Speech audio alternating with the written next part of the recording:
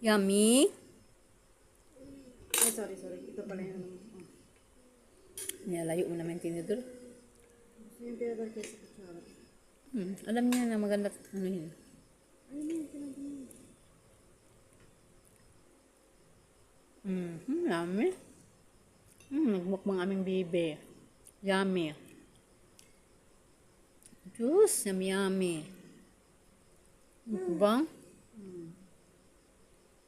Marunong na siya magkain. Yung isa. Anong daw talaga yung maiksi lang yung ano niya. Yung kutsara tindero eh. Parang nasusubo niya sakto. Ang layo sa bibig niya pagka minsan na ano, bibitin eh.